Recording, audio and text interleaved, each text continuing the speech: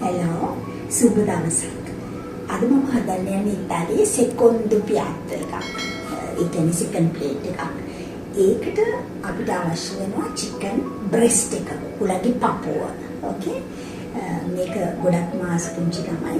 හැබැයි ඉතින් පුංචි ළමයි විතරක් නෙමෙයි. ගෙදර අම්මට තාත්තට ඔක්කොටම ෆැමිලි එකටම කන්න පුළුවන් රස කෑම. ඉතාලියෙන් මේකට කියන නම කොත්තොලෙට්ටි ඩි පොල්ලෝ. දැන් අපි බලමු අවශ්‍ය කරන ingredients.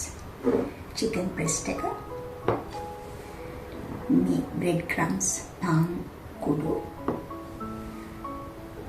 ලුණු, බිත්තරයක්,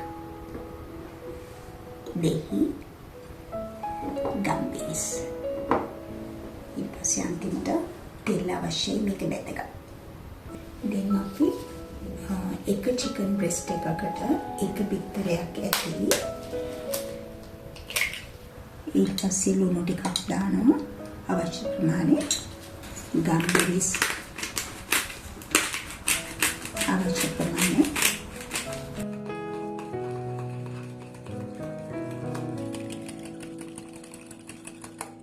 අපි බලමු කොහොමද chicken breast එක පිටි කපා ගන්න කියලා.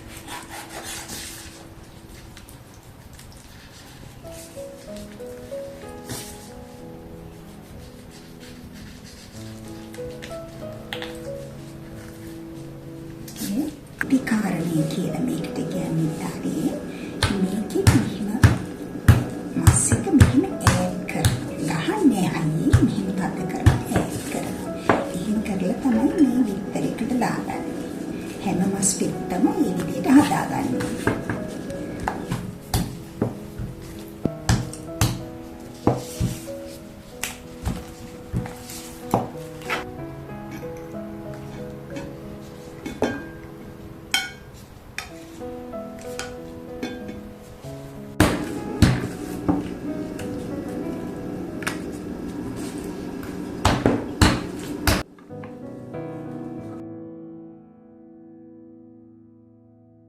දැන් මම මේ මස් පිටි බිත්තරයකින් අරගෙන බිස්කට් කුඩු ගා ගන්න යන්නේ.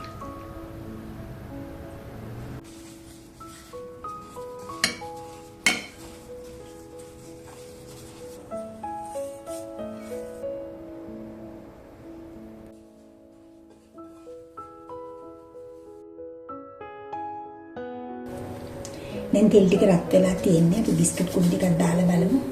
පේනවනේ? ඕකේ. හරි. එහෙනම් අපි කොතලෙට්ටි ටික බෙදගමු. කොතලෙට්ටි එක පිරෙන්න තෙල් නෑ.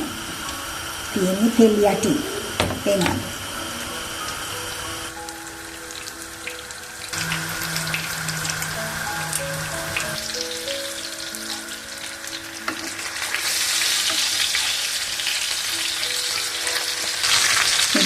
මේකේ ලස්සන බ්‍රවුන් පාටට පේන්නේ කොතරෙක්ද.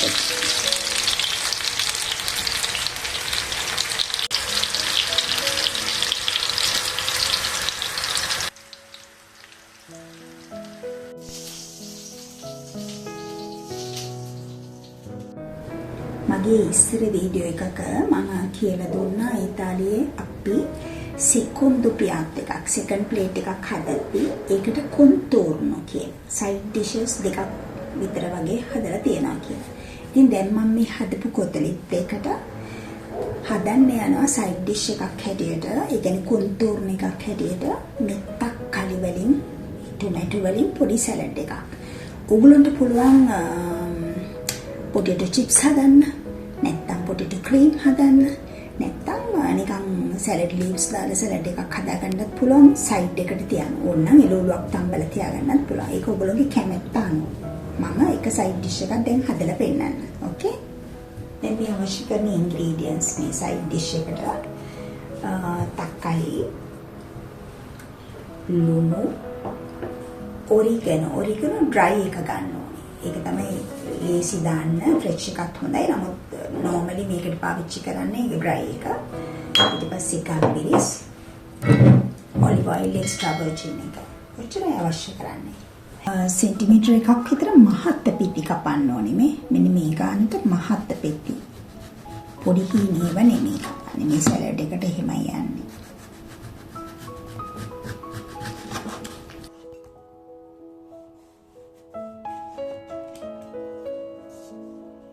මේක ප්‍රිපෙයාර් කරන්න ඉඩ පෙන්නන්න මේ බලන්න මේ මම තක්කලි කපලා තියන්නේ මහත් ලොකු පෙති හීනේව කපන්නේ.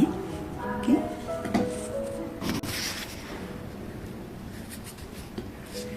දැන් මේකට දානවා ලුණු අවශ්‍ය ප්‍රමාණය. අපි දානවා ගත්පිරිස්. දැන් අපි දානවා මේ ඔරිගනෝ කියන එක ඩ්‍රයි එක. මෙන්න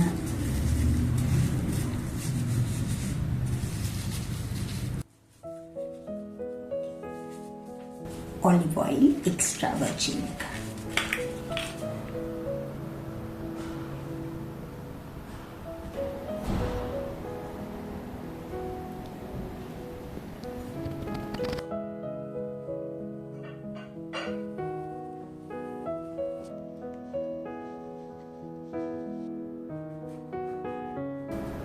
එහෙනම් දැන් කොත්තුලි තෙදි පොල්ලෝ එක රෙඩි.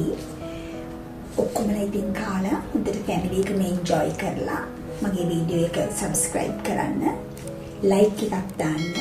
ඒ වගේම ඕගොල්ලොත් හදලා කාලා මේක රසයිද කියලා මට කමෙන්ට් එකකුත් දාන්න. ඕකේ.